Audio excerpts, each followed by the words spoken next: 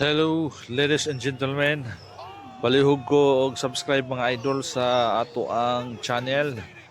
Uni ang highlights sa napakagandang laban sa dalawang nagsasalpukang boksingero, si Nakatani at Pacquiao. Boom! Napakalakas, shot shooter, napaka-shooter ang kalabang ito. Talagang sapol at hindi matatakasan ang kanyang kalaban. Masaya ito at nagdominate siya sa laban.